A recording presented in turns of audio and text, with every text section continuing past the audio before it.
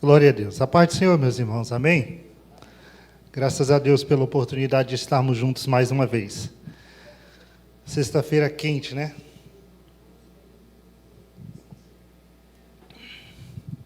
Graças a Deus. Queridos, nós vamos dar continuidade ao estudo de domingo, quando nós falávamos acerca da encarnação de Cristo. E nós vamos usar para a introdução o mesmo texto que nós usamos no domingo. Evangelho de João, capítulo 1, versículo 1 e versículo 14. Esse texto é o texto que foi o texto áureo da lição de domingo. E como nós estamos dando continuidade, nós vamos mantê-lo aqui como texto áureo para esta noite. Texto de João, capítulo 1, versículo 1 e versículo 14. Evangelho de João, capítulo 1, versículo 1, diz assim: No princípio era o Verbo, e o Verbo estava com Deus, e o Verbo era Deus. Versículo 14 diz: E o Verbo se fez carne e habitou entre nós, cheio de graça e de verdade, e vimos a sua glória como a glória do unigênito do Pai. Glória a Jesus. Queridos, então na primeira lição, nós vimos como se deu, ou por que se deu esse processo de encarnação de Jesus. Era necessário que Jesus viesse? Era necessário que ele se fizesse carne e viesse? Deus não poderia ter resolvido esse problema lá da eternidade? Deus não poderia ter resolvido o problema do pecado, resolvido o problema da eternidade do homem lá do céu, sem ter que sacrificar seu próprio filho? Não poderia, irmãos. Porque, como nós falamos, Jesus ele não é o plano B de Deus. Deus já tinha planejado salvar o homem antes da eternidade, lá na eternidade, antes da fundação do mundo. É o que a Bíblia nos orienta. Então, no plano de Deus, no plano de redenção, na economia da salvação, Deus já tinha planejado que seu filho viria, assumiria a forma humana para morrer pelos pecados do homem. Até porque Deus, na sua justiça, exigia que a alma que pecasse, essa morreria. O salário do pecado, que diz a Bíblia, é a morte. Então, Jesus veio, assume a culpa dos nossos pecados e sofre a morte em nosso lugar. No comentário bíblico da Bíblia King James, o comentarista Stephen J. Wello, ele diz assim, que o vocábulo encarnação se refere ao ato sobrenatural de Deus, efetuado pelo Espírito Santo, pelo qual o eterno Filho de Deus, a segunda pessoa da Santíssima Trindade, assume para si a natureza humana completa, mas sem pecado. E como resultado disso, como resultado deste ato, o Filho de Deus tornou-se Deus homem para sempre. É interessante isso, né? Porque Jesus, ele na eternidade não tinha um corpo. Jesus era espírito, porque Deus é espírito, mas quando ele encarnou, veio a este mundo, a partir daí, Jesus tem um corpo. Aleluia. Hoje um corpo glorificado, mas ele tem um corpo. Então Deus enviou seu Filho exatamente para isso, para morrer pelos pecados da humanidade. Jesus se fez homem, Jesus se fez carne, completamente humano, e habitou entre nós. É claro que muitas pessoas não aceitaram essa encarnação de Cristo com naturalidade, como algo que fosse fato, que fosse verdade.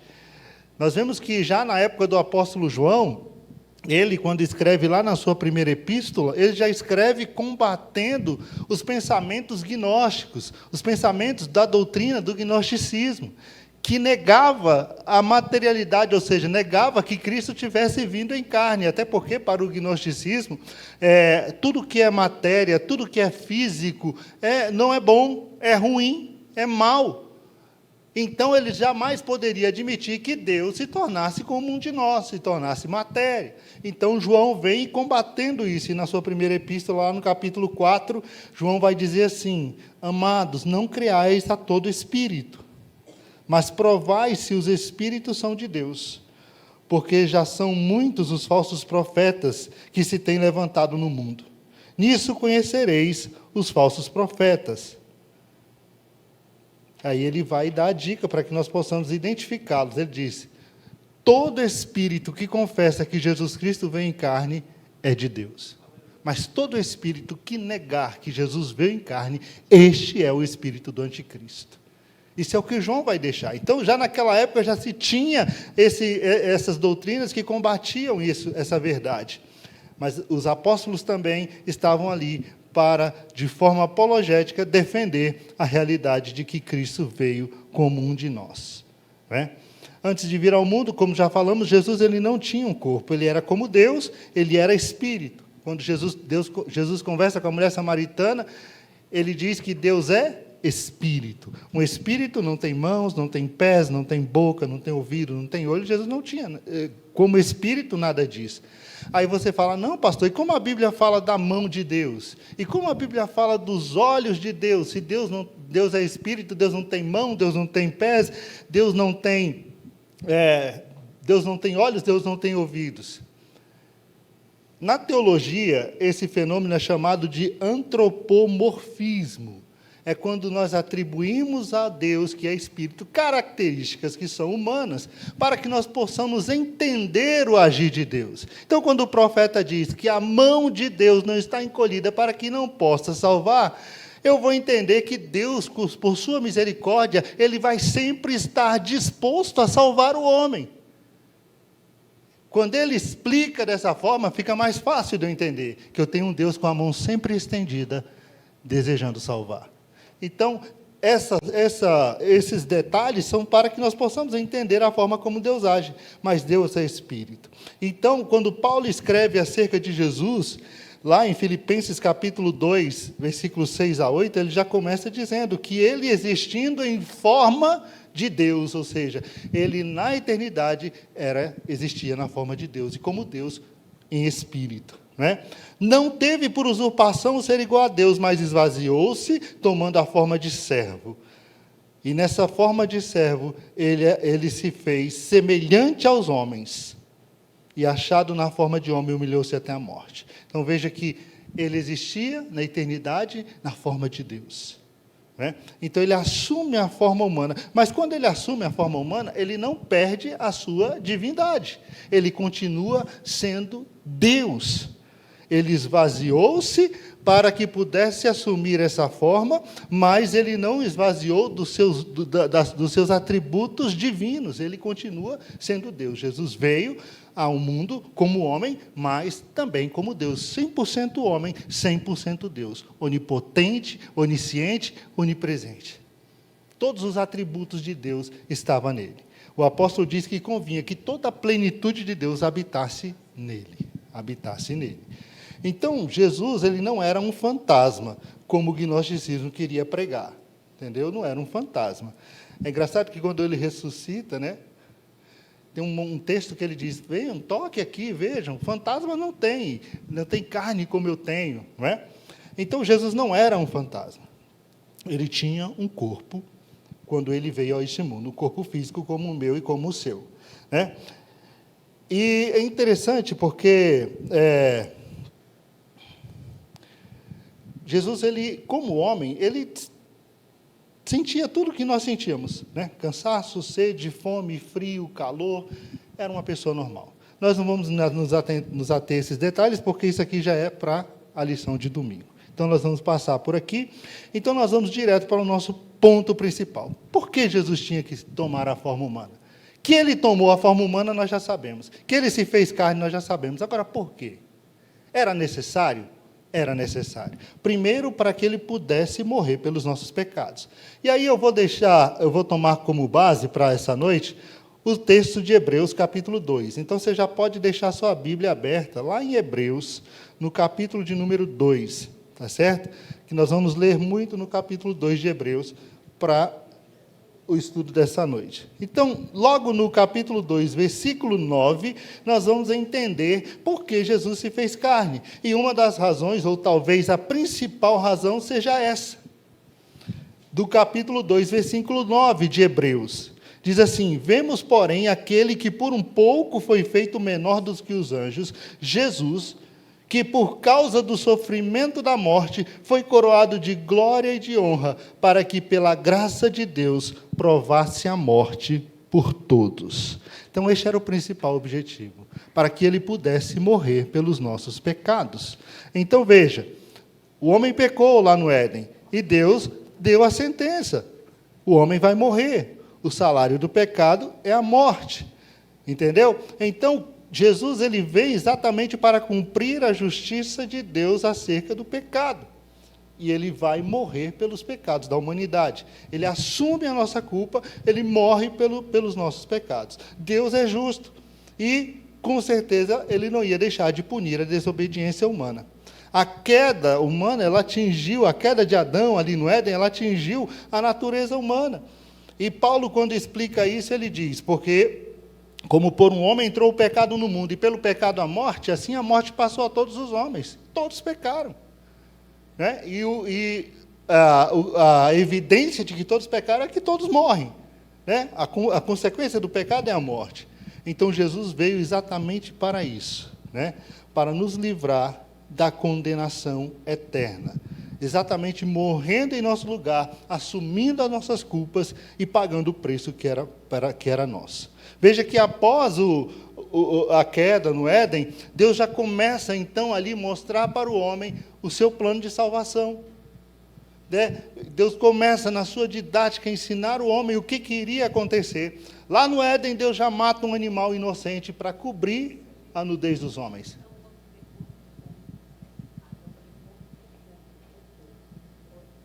Como assim, pecou no corpo?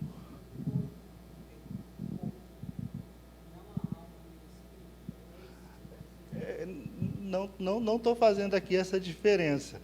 Né? Adão pecou, entendeu? Adão pecou, ele desobedeceu a Deus, ele fez o que era mal diante de Deus, e o pecado trouxe como consequência a morte. Entendeu? A morte, ela é física, ela é espiritual e ela é eterna. Entendeu? Naquele primeiro momento, Deus poderia ter matado o homem? Deus poderia ter ali já resolvido o problema do pecado? Sim, porque e ele seria ruim por isso? Não, ele seria justo. Adão pecou. Entendeu? E a consequência era a morte. Mas o que Deus faz? O plano de Deus não era esse. O plano de Deus era salvar, era redimir. Deus mata um animal, Deus derrama o sangue inocente, veste o homem, e a partir dali Deus começa a mostrar para o homem que ele tinha que morrer, mas Deus estava providenciando o meio para salvá-lo. E aí isso vai pela história toda do Velho Testamento. Né? Quando vem Moisés, vem a lei, os sacrifícios estavam exatamente apontando para o que Cristo faria. Né? E quando João encontra com Jesus, ele diz: o Cordeiro de Deus que tira o pecado do mundo. Ele vai morrer pelo pecado de vocês.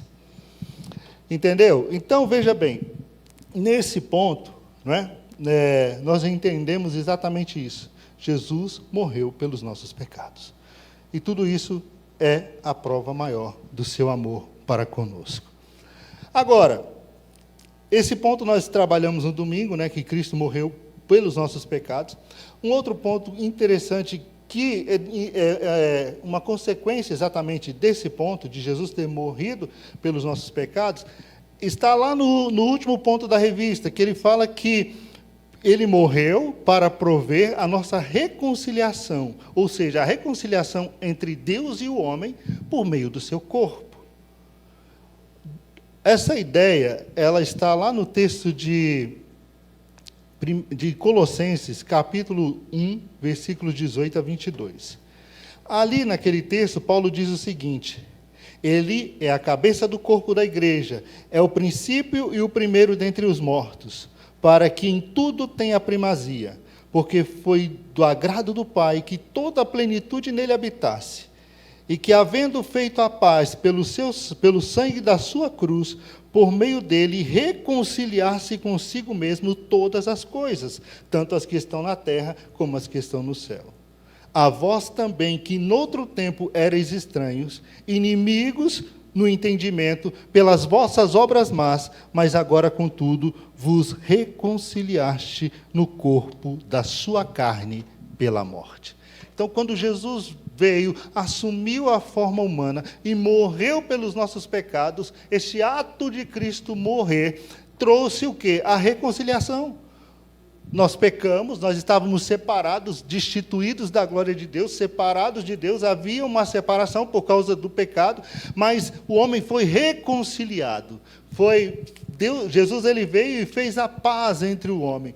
O apóstolo Paulo ele vai dizer que por meio de Cristo nós temos paz com Deus, porque nós somos reconciliados por Jesus Cristo. E essa reconciliação se dá exatamente como Paulo explica aqui, na sua carne, rasgada ali na cruz pelos nossos pecados. Isso só foi possível porque um dia ele se fez carne e veio habitar entre nós. Né? Então, Cristo foi à cruz, assumir os nossos pecados, né? Os pecados da humanidade, em seu próprio corpo. Né? Quando o apóstolo Pedro escreve sobre isso, ele diz, levando ele mesmo, lá em 1 Pedro, capítulo 2, versículo 24, levando ele mesmo em seu corpo os nossos pecados sobre o madeiro, para que, mortos para o pecado, pudéssemos viver para a justiça. Então, ele assume a nossa culpa no seu próprio corpo, porque a Deus agradou moê-lo. Porque a Deus agradou esmagá-lo. O apóstolo Pedro, ele termina esse versículo dizendo, pelas suas feridas fostes sarados, fazendo uma referência ao profeta Isaías, lá no capítulo 53. É interessante porque quando a gente olha para a cruz, né, a gente só vê a extensão do amor de Deus. Né? Muitas vezes a gente olha para a cruz, né, e na maioria das vezes a gente enxerga muito amor na cruz. E de fato há muito amor na cruz. Quando a gente olha para a cruz, a gente enxerga muito amor. Mas ali na cruz também está o quanto nossos pecados foram terríveis diante de Deus. A realidade cruel dos nossos pecados para com Deus. O quanto Deus abomina o pecado. O quanto o nosso erro atingiu a santidade de Deus de uma forma que o próprio Deus ele resolveu esmagar o seu próprio Filho por causa dos nossos pecados. Não é? Então, Jesus ele levou sobre si os nossos pecados. 2 Coríntios, capítulo 5, versículo 17 e versículo 21, Paulo vai dizer o seguinte, Deus estava em Cristo, reconciliando consigo o mundo, não lhes imputando seus pecados. Então, veja que ali na cruz, por meio do seu corpo, da sua carne, houve a reconciliação entre o homem e Deus. Aí João termina dizendo, ou melhor, Paulo, aquele que não conheceu o pecado, Deus o fez pecado por nós, para que fôssemos feitos justiça de Deus. Então, ali na cruz, nós fomos reconciliados com Deus. E essa reconciliação só foi possível por meio da carne de Cristo rasgada pelos nossos pecados. E se ele não tivesse encarnado, isso não teria sido possível. Então, esse é o segundo fato. O primeiro grande fato que trouxemos é o do domingo passado. Ele veio, se fez homem para morrer pelos nossos pecados. Segundo, para que por meio da sua morte nós fôssemos reconciliados. E essa reconciliação, segundo Paulo, se deu por meio do corpo de Cristo, pela sua morte, pela sua carne rasgada na cruz do Calvário. Terceiro ponto aqui, que nós vamos ver da consequência de Cristo ter se tornado homem. Ele se fez um de nós, para que, como homem, restabelecesse o domínio perdido com o pecado. Irmãos, quando nós olhamos para o Gênesis, lá capítulo 1, versículo de número 26 e 27, nós vemos que Deus criou o homem, colocou o homem no jardim, e Deus deu ao homem o quê? Domínio sobre tudo. Deus colocou o homem como um rei no jardim. Deus diz, olha, domina sobre os peixes, domina sobre as aves, domina sobre os animais do campo, domina sobre tudo. Deus criou todas as coisas e deu ao homem para que ele dominasse, para que ele governasse, para que ele regesse todas as coisas. Quando você abre o Salmo de número 8, o salmista, ele descreve isso de uma forma muito linda. Ele diz, olha, quando eu vejo o céu, quando eu vejo as estrelas, quando eu vejo toda a imensidão, obra das tuas mãos, eu fico me perguntando, quem é o homem para que tu te lembres dele? E quem é o filho do homem para que tu o visites? Tamanha grandeza, tamanha imensidão de tudo aquilo que é a criação, Quem é o homem para que Deus o visite, para que Deus se lembre dele, para que Deus se preocupe com ele, para que Deus tenha cuidado com ele? Ele diz: porém, um pouco menor do que os anjos, tu o fizeste.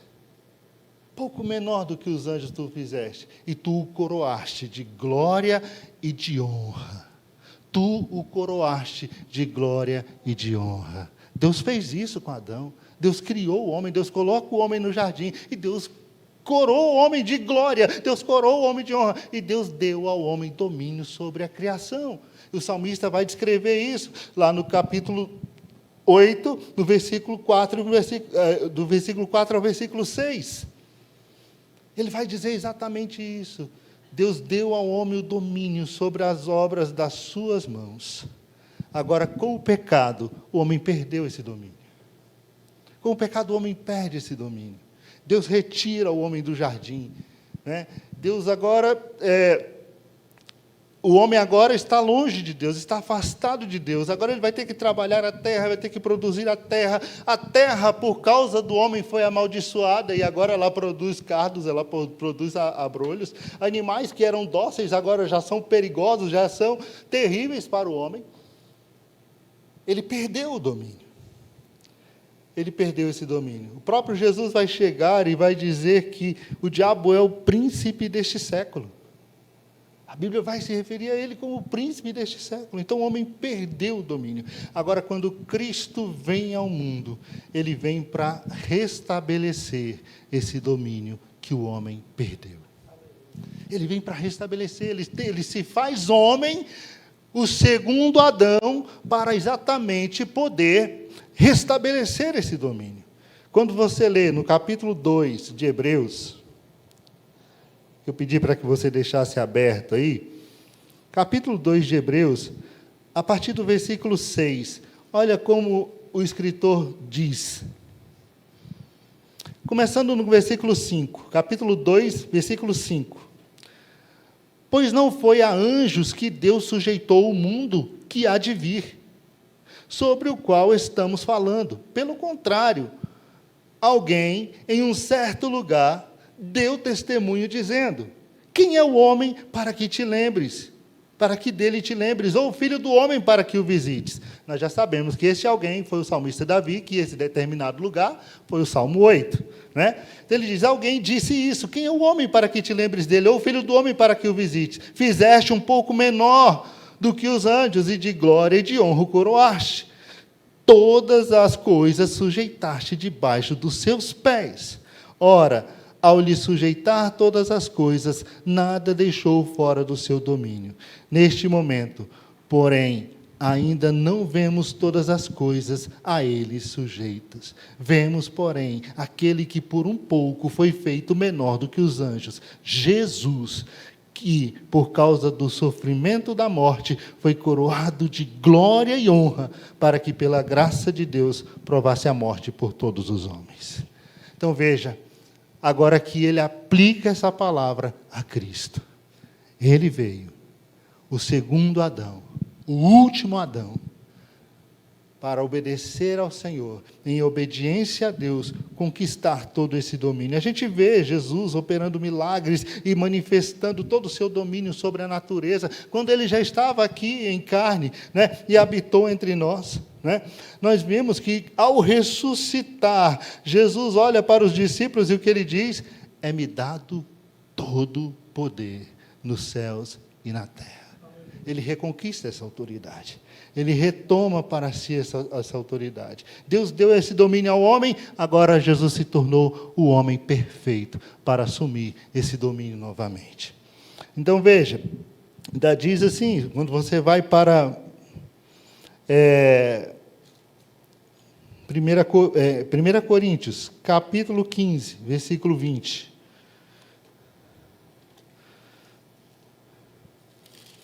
1 Coríntios, capítulo 15, versículo 20. Olha o que Deus diz, o que o apóstolo Paulo diz sobre Jesus. 1 Coríntios 15, versículo 20, ele diz assim: Mas, de fato, Cristo ressuscitou dentre os mortos, sendo ele as primícias dos que dormem. Visto que a morte veio por um homem, também por um homem veio a ressurreição dos mortos. Porque assim como em Adão todos morreram, assim também em Cristo todos serão vivificados. Deixa eu ver se eu peguei o texto certo, irmãos. É isso mesmo. Todos serão vivificados.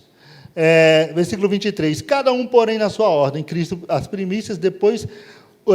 os que em Cristo,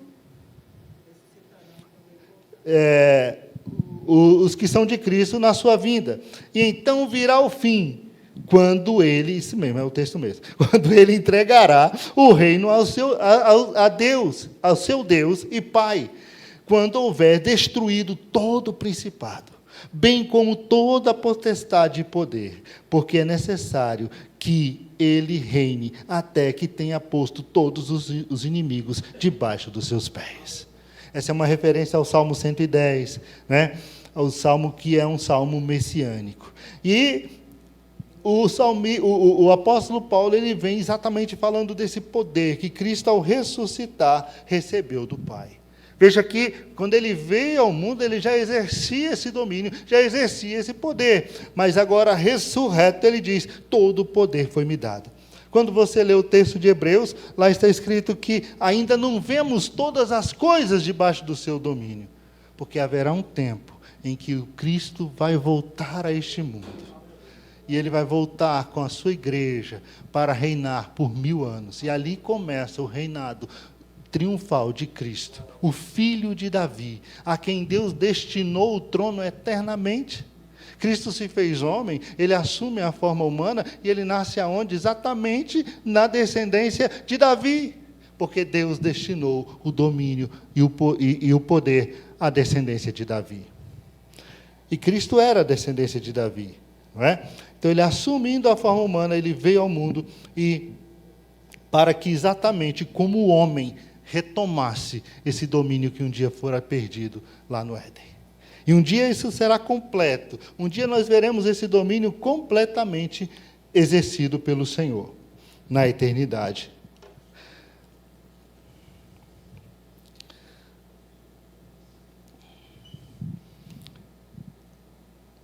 Ele está preparando o mundo para a manifestação do seu reino vindouro, quando governará em plenitude. Ao nascer na descendência de Davi, ele se torna o ser humano ideal, apropriado para governar o mundo, para assumir o domínio que um dia fora perdido lá no Éden. Ao ser coroado de glória e honra após o seu sofrimento em favor da humanidade. É isso que o texto de Hebreus vai dizer, né? Fazendo esse link com o Salmo número 8, ele diz, se lá no salmista diz que Deus coroou o homem de glória e honra, Jesus foi coroado de glória e honra, ao entrar nesse mundo, ao assumir a forma humana, para retomar esse poder que um dia fora perdido. Então esse é o terceiro ponto. Primeiro, veio para morrer pelos nossos pecados, veio para que pela sua morte nós pudéssemos ser reconciliados com Deus, e veio para que pudesse reconquistar esse domínio que fora perdido pelo homem no Éden. Quarto lugar, veio para nos fazer parte da sua natureza divina, da sua natureza gloriosa. Ainda em Hebreus capítulo 2, versículo de número 10, diz assim, Hebreus capítulo 2, versículo 10. Porque convinha que Deus, por causa de quem e por meio de quem todas as coisas existem, conduzindo muitos filhos à glória, aperfeiçoar-se por meio do sofrimento o autor da salvação deles. Versículo 11. Porque tanto o que santifica como os que são santificados, todos vêm de um só. E é por isso que Jesus não se envergonha de chamá-los de irmãos, dizendo, a meus irmãos declarei o teu nome, no meio da congregação eu te louvarei. E outra vez, eu porei nele a minha confiança. E ainda, eis, aqui estou eu e os filhos que Deus me deu. Veja que nesse texto, o escritor aos Hebreus, ele fala exatamente isso, que Cristo assume a forma humana, a natureza humana, para que ele pudesse se identificar com o homem, para que pudesse haver essa identificação. Ele se tornou um de nós. Ele, filho de Deus, veio exatamente para morrer pelos nossos pecados e, através da sua morte, conquistar filhos para Deus.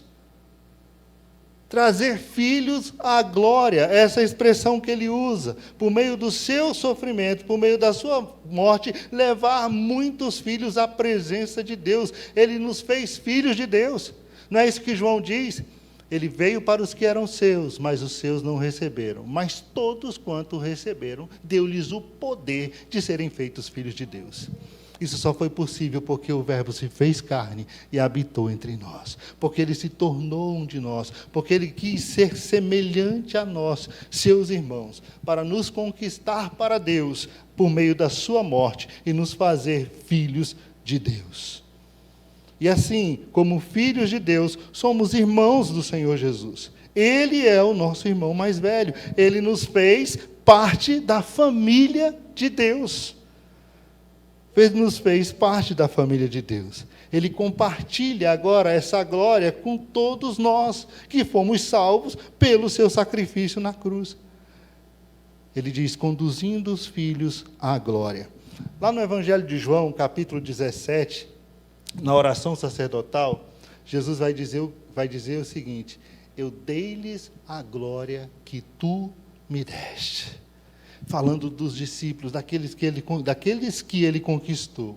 Ele diz, eu dei-lhes a glória que tu me deste. Então ele compartilha a sua glória com os filhos que Deus lhe deu. Com aqueles que ele conquistou para Deus.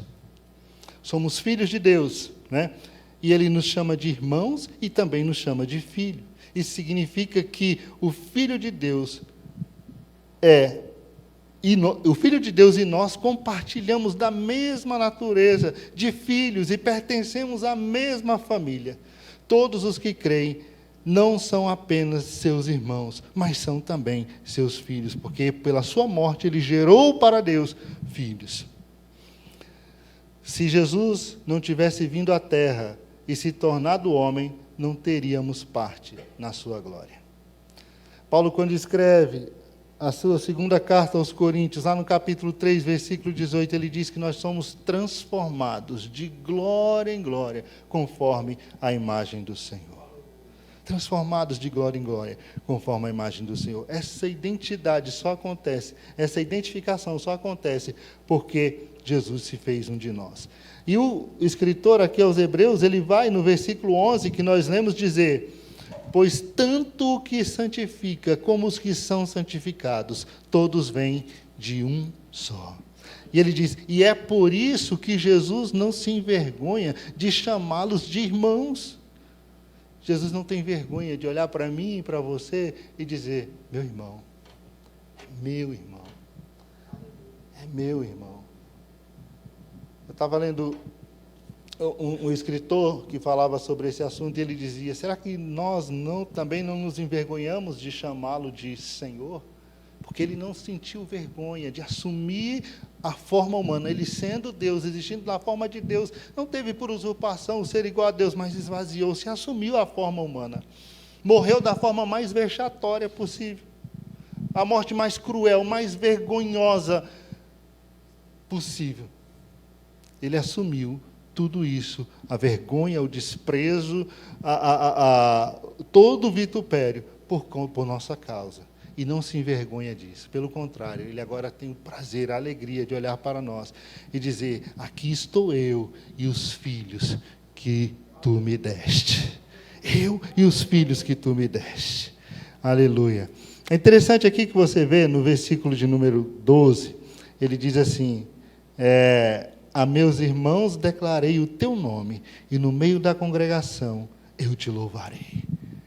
Aqui é como uma assembleia, onde os santos se reúnem, e o Senhor está presente no meio do seu povo, para a adoração, para o louvor. Ele habita no meio do louvor do seu povo, da sua igreja. É o seu povo, é a sua família. Ele está conosco todos os dias. Né? Ele disse, eu estou convosco todos os dias. E agora ele diz assim: eis aqui estou eu e os filhos que tu me deste. Lá em Efésios, no capítulo 2, né, só para reforçar essa questão de trazer filhos à glória, o apóstolo Paulo ele escreve que estávamos mortos em nossos delitos e pecados. O capítulo 2 de Efésios é muito conhecido, né? Estávamos mortos em nossos delitos e pecados, mas Deus, que é riquíssimo em misericórdia, pelo muito amor com que nos amou, estando nós mortos em delitos e pecados, nos vivificou. Pela graça nós somos salvos por meio de Jesus. E ele continua e ele vai dizer que ele nos fez assentar nas regiões celestiais em Cristo Jesus. Então a igreja, como corpo do Senhor Jesus, habita as regiões celestiais com Cristo. Ele chamou e trouxe filhos à glória. Em quinto lugar, nós vamos ver que Jesus veio e se fez carne para destruir aquele que tem o poder da morte e nos livrar do pavor da morte. Destruir o que tem o poder da morte e nos livrar do pavor da morte. Isso está no capítulo 2 de Hebreus, versículo de número 14. Diz assim: visto que os filhos têm participação comum de carne e sangue, também Jesus igualmente participou dessas coisas. Ou seja, ele se fez como um de nós, carne e sangue, para que, por sua morte, destruísse aquele que tem o poder da morte, a saber, o diabo, e livrasse todos os que, pelo pavor da morte, estavam sujeitos à escravidão por toda a vida. Irmãos, quando lemos um texto como esse, a gente fica pensando o seguinte: primeira coisa que a gente deduz aqui é que o diabo ele detém o poder da morte. E ele usa esse poder da morte para escravizar as pessoas. Agora a gente tem que entender como é que é esse poder da morte que está na mão do diabo. Como é que é isso? Veja que Jesus ele veio exatamente para destruir o diabo, destruir aquele que tem o poder da morte. Mas você fala: não, mas o diabo ainda está aí, o diabo ainda não foi destruído. Então, como é isso? Primeiro a gente tem que entender, irmãos, que a morte ela é consequência do pecado. A morte entrou no mundo por causa do pecado. E nós já falamos isso, e Paulo já explica isso lá em 1 Coríntios capítulo 5. A morte é consequência do pecado. O homem pecou e a morte entrou, e a morte agora passou a todos os homens, porque todos pecaram. A morte faz parte da vida. Há quem diga que a maior certeza que se tem dessa vida é que vamos morrer. É a maior certeza que temos. A morte faz parte da vida. Agora, há uma preocupação no ser humano, mesmo que inconsciente, com a morte. O ser humano ele é preocupado com isso. Aliás, Deus não fez o homem, Deus não criou o homem para o homem morrer, Deus criou o homem para que ele vivesse eternamente. Lá no jardim do Éden estava a árvore da vida. E quando o homem pecou, Deus disse o quê? Vamos fechar aqui o caminho da árvore da vida, vamos pôr antes, vamos pôr as espadas flamejantes, porque para ele não ter acesso ali, porque se ele comer, ele vai viver eternamente nessa vida miserável que ele escolheu. Então, Deus não criou o homem para morrer, o pecado trouxe a morte. E daí o homem ele fica buscando meios para que ele prolongue o máximo que puder a sua vida. De uma forma inconsciente, a gente teme, a gente se preocupa com a morte. Há uma preocupação dentro do ser humano. Né? Quem quer morrer? Ninguém quer morrer. Todo mundo quer viver. Todo mundo quer ter vida longa. Quando você vê a própria cultura da humanidade é isso, né? O homem, quando ele escreve sobre a fonte da juventude, né? Sobre homens que vivem eternamente. Os filmes mostram pessoas que não morrem, né? Os Highlanders da vida, né? Eu estou muito velho para falar dos Highlanders, né? Mas mas tem os Jedi também que eram eternos, tá? Tem os Jedi também que não tem. Então, eles trabalham com a eternidade, né? Eles vivem brincando com isso, porque no seu subconsciente o homem quer viver, ele não quer morrer, ele tem medo do que ele vai encarar. E esse medo muitas vezes, na maioria das vezes, resultado de não saber o que o aguarda do outro lado. Ele é inseguro com o que tem do outro lado. O que me aguarda na eternidade? Como é que vai ser? E se tudo não acabar, como eu estou pensando? Né? Se tudo acabar e eu morri e acabou, está tudo certo. Mas se eu chegar lá e falar, não, acabou não, está começando. Aí, se for céu, está bom. Mas se não for céu, aí a coisa ficou feia. Então, essa preocupação, o homem sempre esteve preocupado com isso, e o diabo usa isso para escravizar o homem. Mas o que Jesus fez? Jesus veio, assumiu a forma humana e destruiu o poder do diabo. Destruiu não no sentido de aniquilá-lo, porque o diabo ainda está aí, o diabo ainda está agindo, né? O diabo ainda está no mundo, né? Mas ele veio para neutralizar o poder do diabo em relação à morte. E o diabo ele não tem o poder da morte no sentido dele matar quem ele quer. O diabo ele não pode matar quem ele quer. A prova disso é Jó. Quem tem o poder da vida e da morte é Deus. Tem um texto, acho que é Deuteronômio. Deixa eu ver se eu acho aqui. Se foi isso que eu marquei.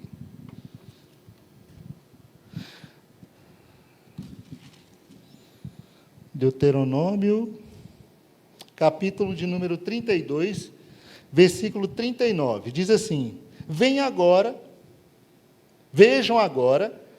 que eu... Deixa eu pôr o óculos, né? Esqueci desse detalhe. Chegou minha vez. Vejam agora, que eu sim, eu sou Ele, e que não há nenhum Deus além de mim. Eu mato e eu faço viver. Eu firo e eu saro, e não há quem faça escapar da minha mão. Vida e morte está na mão de Deus. Deus é quem tem todo o poder sobre a vida e sobre a morte. Jesus disse assim, olha, não tema aquele que mata o corpo e não pode matar o quê? A alma. Mas temam aquele que pode matar o corpo e ainda fazer perecer a alma e o corpo no inferno. Então, assim, o poder da morte está na mão de Deus.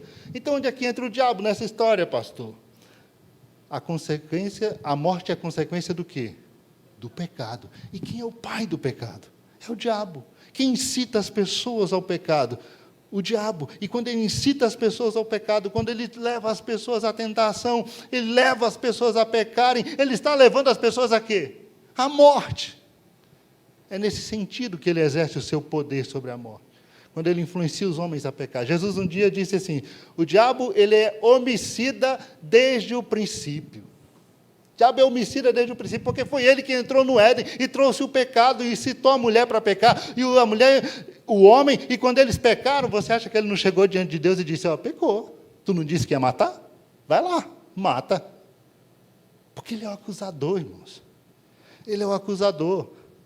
E com certeza ele fez isso.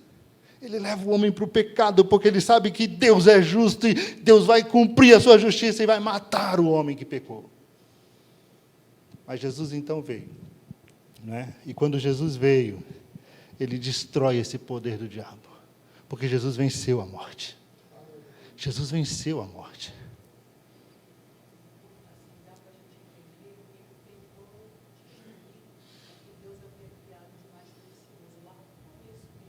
Exato.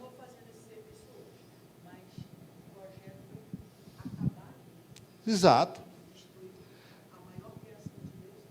Com certeza. Lá no Éden ele já queria acabar com tudo. Ele já queria que tudo ficasse destruído. Aí deu ruim para ele. Porque Deus tinha já o plano para salvar. Exato. Então Jesus vem, ele assume a forma humana. E como homem ele morre, e como homem ele é sepultado, e ressuscita no terceiro dia. Jesus venceu a morte. Jesus venceu a morte. E nós venceremos, porque ele venceu. Agora, o medo da morte já não nos atinge mais. O crente agora ele já não tem mais esse medo, esse pavor, essa incerteza acerca do futuro, acerca de o que vai ser do outro lado, porque ele já sabe que Jesus venceu a morte e que ele vai vencer também.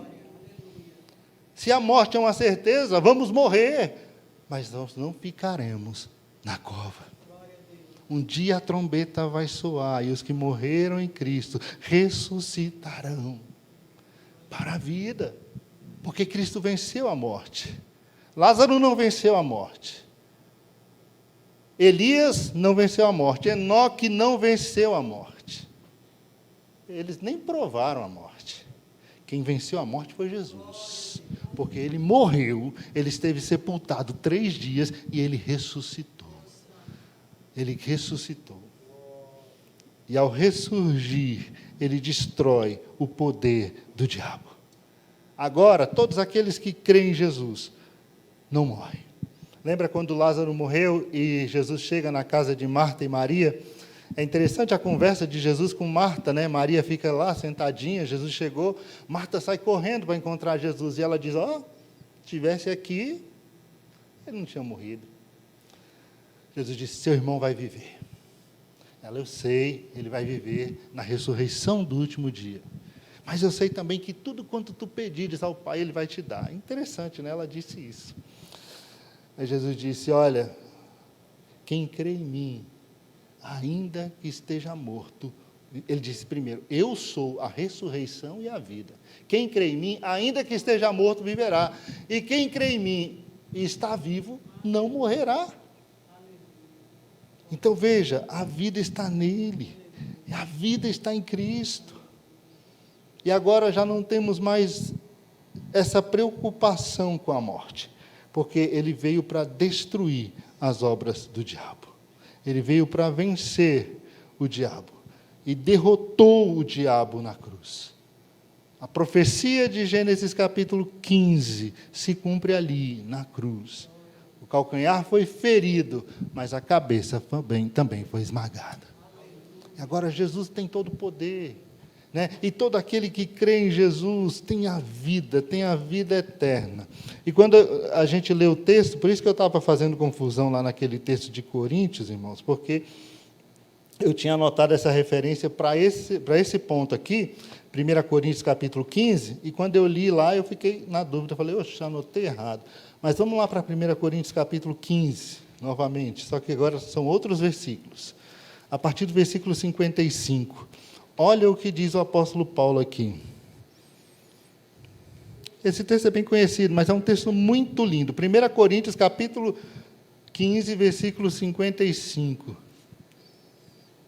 Se a gente começar lá no 51, diz assim: eis que vos revelo um mistério, nem todos dormiremos, mas todos seremos transformados, no momento, no abrir e fechar de olhos, ao ressoar a última trombeta, a trombeta soará, os mortos ressuscitarão incorruptíveis, e nós seremos transformados, porque é necessário que este corpo corruptível se revista de incorruptibilidade, e o que é mortal se revista de imortalidade, e quando este corpo corruptível se revestir de imortalidade, e o que é mortal se revestir de imortalidade, então se cumprirá a palavra que está escrita: tragada foi a morte pela vitória.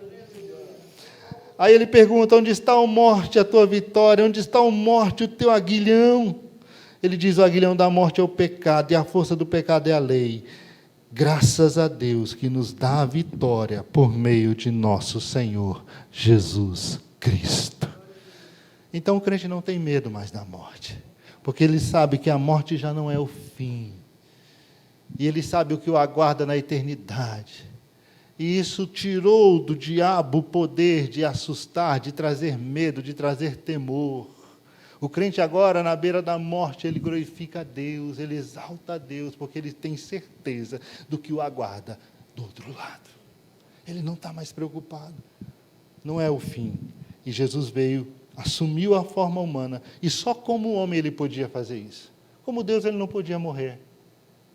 Como Deus ele não podia vencer a morte. Para vencer a morte, para destruir o diabo, era necessário que ele assumisse a forma humana, se tornasse um de nós. Tem outro texto aqui, que é o texto de Tessalonicenses, né, que ele diz, olha, não quero, irmãos, que sejais ignorantes acerca dos que dormem. Né, aí ele vai explicando, né, que a trombeta vai soar, os mortos ressuscitarão primeiro, nós que estamos vivos seremos transformados. Porque os crentes já têm essa convicção. Paulo diz, olha, não quero que vocês sejam como aqueles que não têm esperança, porque quando não se tem esperança, há desespero, há angústia, há dor, há medo, há insegurança, há incerteza. Mas Cristo trouxe a todos aqueles que creem no seu nome a esperança da vida eterna. Amém? A esperança da ressurreição. A esperança da ressurreição. Glória a Deus. Ele venceu o diabo. O apóstolo João ele vai dizer que lá na sua primeira epístola, que para isso o Filho de Deus se manifestou, para destruir as obras do diabo. Né? Paulo diz que à medida que nos entregamos a Cristo, nós experimentamos em nós o poder da sua ressurreição. Isso está lá em Filipenses capítulo 3, versículo 10 e 11. Então Cristo veio para vencer o poder do diabo. E por fim, ele veio, se fez carne, para ser o nosso eterno sumo sacerdote. Nosso eterno sumo sacerdote. Quando você lê Hebreus capítulo 2, versículo 17 e 18, o escritor vai dizer o seguinte, Hebreus 2, 17 e 18.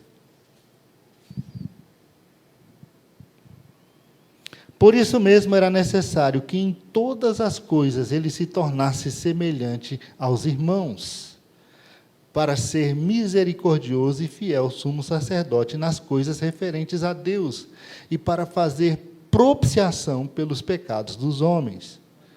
Pois naquilo que ele mesmo sofreu, quando foi tentado, é poderoso para socorrer os que são tentados. Então era necessário que para que ele se tornasse nosso eterno sumo sacerdote, ele encarnasse, ele tomasse a forma humana, ele experimentasse tudo sobre a natureza humana, porém sem pecado, para que ele pudesse interceder por nós diante de Deus. Quando você lê lá no capítulo 5 de Hebreus, capítulo 5, versículo 1 a 6, o escritor ele vai falar do sacerdócio da velha aliança, do sacerdócio de Arão. Ele vai dizer assim, porque todo sumo sacerdote, tomado dentre os homens, é constituído a favor dos homens nas coisas concernentes a Deus, para que ofereça dons e sacrifício pelos pecados, e possa compadecer-se ternamente dos ignorantes e errados, pois também ele mesmo está rodeado de fraqueza. Então veja o que ele diz, o sacerdote é aquele ser tomado dentre o povo, que experimenta as mesmas agruras, os mesmos sofrimentos, as mesmas limitações, tem os mesmos problemas, tem as mesmas necessidades, tem as mesmas fraquezas. Porque assim ele pode, diante de Deus, se compadecer daqueles pelos quais ele está intercedendo. Porque ele também é homem, é carne, e experimenta as mesmas coisas, as mesmas paixões, as mesmas fraquezas. E ele continua dizendo, por essa causa, deve ele, tanto pelo povo, como também por si mesmo, fazer oferta pelos pecados. Porque ele é homem e é pecador. Arão, antes de entrar no lugar santo, no lugar santíssimo, para oferecer sacrifício pelo povo, ele tinha que oferecer por ele mesmo. Porque se ele entrasse ali de qualquer forma, ele morreria. Ele era tão pecador quanto aquele povo, ele tinha que se purificar, que se santificar, para que pudesse chegar diante de Deus e interceder pelo povo. Ele era alguém do povo. E ele continua dizendo, e ninguém toma para si esta honra, senão o que é chamado por Deus, como Arão. Então ele diz, ninguém exerce essa função porque diz, eu posso, eu quero. Ninguém é voluntário para isso. Ele diz, Deus escolheu. Arão estava nessa posição porque Deus o escolheu para essa posição. E assim também foi com Cristo. Olha o que ele diz: assim também Cristo não se glorificou a si mesmo, para se fazer o sumo sacerdote, mas aquele que lhe diz: tu és meu filho, hoje eu te gerei, como também, em outro lugar, diz: tu és sacerdote eternamente, segundo a ordem de Melquisedeque. Então, quem o constituiu como sacerdote? O próprio Deus. E sacerdote de uma nova ordem, sacerdote de uma nova aliança. Cristo não é sacerdote da ordem de Arão. Cristo é sacerdote segundo a ordem de Melquisedeque. E para entender melhor isso aí, você vai ter que ler o capítulo 7, o capítulo 8 de Hebreus, e aí você vai entender perfeitamente essa questão do sacerdote. É muito linda. Leia depois com calma em casa. Né? Então, Deus escolheu Jesus e nomeou Jesus como sumo sacerdote eterno, como sumo sacerdote eterno. Para quê? Para interceder por nós diante do Pai, para ser aquele que está diante de Deus, intercedendo por nós, pelas nossas fraquezas. Melquisedeque foi aquele sacerdote que também era rei, na cidade de Salém, né? E Abraão, voltando da guerra contra os reis, oferece o dízimo a Melquisedeque. E Melquisedeque oferece a Abraão pão e vinho. E o escritor aos Hebreus, ele vê em Melquisedeque um tipo de Cristo. Um tipo de Cristo. Ele diz, assim como Melquisedeque não tinha origem nem fim de dias. Não, aqui, não. É só um tipo mesmo. Não. Ele era um tipo de Cristo ali no Velho Testamento. A figura de Melquisedeque era o que Cristo seria para nós agora. Um sacerdócio separado do sacerdócio de Arão. Não. Então, veja. O escritor aos Hebreus vai dizer ainda no capítulo 2, que nós acabamos de ler: convinha que em tudo fosse semelhante aos seus irmãos.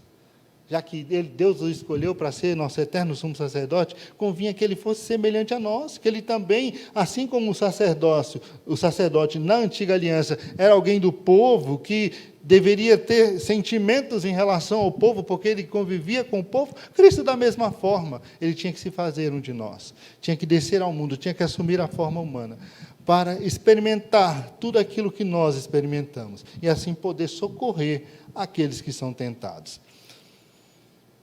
Ele diz ainda mais: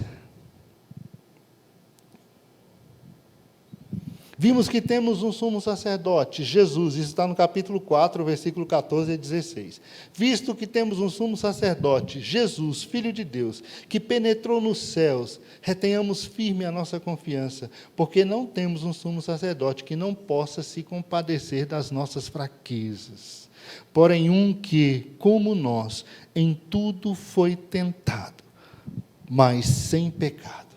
Cheguemos, pois, com confiança ao trono da graça, para que possamos alcançar misericórdia e achar graça, a fim de sermos ajudados em tempo oportuno. Então, nós temos esse sumo sacerdote, que é alguém que nos conhece, que sabe das nossas limitações. Engraçado, né? Nós temos conosco um Deus que sabe exatamente o que nós estamos passando. Sabe exatamente o que nós estamos passando. Não porque contaram para ele, não porque ele viu lá de cima, porque um dia ele experimentou tudo isso também na sua própria carne. Na sua própria carne. E ele sabe dos nossos problemas, da nossa luta contra o pecado, da nossa luta diária pela santificação. É por isso que ele se coloca como aquele que nos socorre nesses momentos. Ele nos socorre, porque em tudo ele foi tentado e não pecou. Em tudo ele foi tentado. O escritor ele diz, em tudo ele foi tentado. Qualquer tipo de tentação que você pensar, Cristo passou por ela, mas não pecou. Ele não pecou. Ele é o Filho perfeito de Deus. Por isso, ele se tornou o autor da nossa salvação. Ele foi aperfeiçoado para ser o autor da nossa salvação, pelo sofrimento, pela sua morte, por tudo que ele passou. E agora Ele pode ser o nosso eterno sumo sacerdote. E a Bíblia diz que Ele nos socorre. Jesus se torna semelhante aos seus irmãos para que pudesse experimentar sem pecado todas as fragilidades da natureza humana.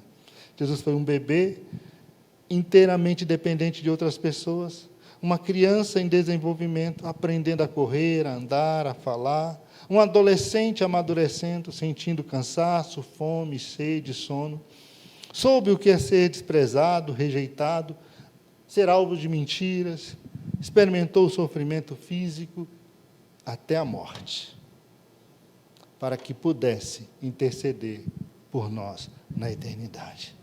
Tudo isso foi parte do seu treinamento, para que ele pudesse estar diante de Deus como nosso eterno sumo sacerdote. A Bíblia diz que ele é o misericordioso e fiel sumo sacerdote. Portanto, é impossível que ele fracasse nessa missão. É impossível que ele fracasse nessa missão. Tudo isso nos faz entender que temos um Deus que não está alheio ao nosso sofrimento. Pelo contrário, Ele sabe exatamente o que passamos. E como sacerdote,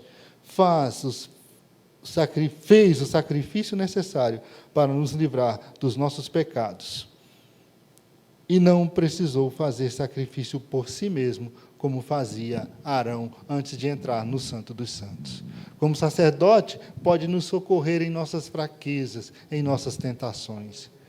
Ele pode nos acudir nos momentos da tentação, pois em tudo foi tentado, porém sem pecado. É interessante nós pensarmos que a tentação, ela acontece antes da queda. E é interessante que nós busquemos o socorro antes de cair, antes de pecar. Muitas vezes nós caímos porque só lembramos de orar depois da queda, né? Quando a gente lembra de orar, a gente já caiu, a gente já pecou. E a gente se esquece que a gente tem alguém lá no céu que está intercedendo por nós. E que, se nós pedirmos socorro, Ele vai nos socorrer nas nossas fraquezas, para que nós não caiamos, para que nós não pequemos. E muitas vezes nós nos esquecemos disso. E só vamos buscar socorro depois que já caímos, depois que a coisa já aconteceu, depois que já tropeçamos, já demos com a cara no chão. Mas ainda assim, Ele é misericordioso. Aí já não é mais o sumo sacerdote, aí já é o nosso advogado junto ao Pai. Né? João diz, não pequeis, mas se pecardes, tendes um advogado junto ao Pai. Jesus Cristo, Ele é a propiciação pelos nossos pecados. A propiciação, essa palavra, ela significa exatamente aquele que aplaca a ira de Deus contra o pecado. Você lembra que quando Arão entrava lá no lugar santíssimo, a tampa da arca era chamada de quê? De propiciatório, porque o sangue era aspergido naquele lugar, e quando o sangue era derramado, a justiça de Deus era satisfeita, pelo menos por aquele momento, e os pecados eram cobertos. Jesus, Ele vem e Ele se dá em propiciação pelos nossos pecados, e a justiça de Deus foi satisfeita para sempre, sem necessidade de que haja um novo sacrifício. Cristo morreu pelos nossos pecados. Cristo nos fez participantes da natureza de Deus. Cristo destruiu o diabo e destruiu o medo da morte. Destruiu aquele que tinha o poder da morte. Ele se torna o nosso eterno sumo sacerdote. Tudo isso consequência da sua encarnação. Porque o Verbo se fez carne e habitou entre nós. Amém? Vamos orar? Pai Santo, muito obrigado por essa noite na Tua casa. Muito obrigado pela Tua palavra. Senhor, que Teu Espírito Santo possa ir além do que eu pude ir nessa noite, esclarecendo mentes, abrindo entendimento, abrindo a compreensão para tudo que foi falado, tudo que foi lido nessa noite aqui neste lugar. Senhor, nós Te louvamos por Jesus Cristo, nosso Salvador. Nós Te louvamos porque um dia o Verbo se fez carne e veio a nós. E tudo que nós podemos desfrutar hoje, tudo que nós podemos desfrutar da salvação, é consequência da encarnação de Cristo, do Verbo que se fez carne e veio a nós. Obrigado por tão grande salvação. Ajude-nos a caminhar, ó Deus, em santidade, em pureza, em retidão, guardando a Tua palavra, vivendo para Ti, ó Cristo, sendo transformado de glória em glória conforme a tua imagem, porque somos, ó Deus, teus filhos, porque somos da tua família, nos identificamos com Cristo na sua morte, nos identificamos com Ele na sua ressurreição, e nos identificaremos com Ele na glorificação, porque um dia seremos, ó Deus amado, resgatados deste mundo, e teremos um corpo glorioso, semelhante ao de Cristo, para vivermos na eternidade com Ele. Nós te louvamos, ó Deus, em nome de Jesus. Amém, amém. Muito obrigado, meu pastor.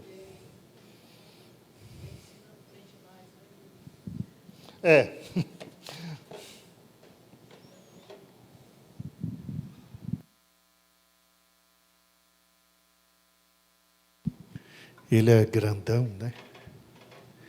Como Deus é bom, né, irmãos? Como é bom estar na casa do Senhor, aprendendo, crescendo, anotando, né? O estudo de hoje foi fundamental, porque nós poderíamos ficar com a revista, que já é maravilhosa, e aí teríamos uma consequência da encarnação bem fixada no coração, que é a salvação. Mas são tantas outras, né? E se a gente tem a chance de aprofundar, é óbvio que nós vamos aprofundar.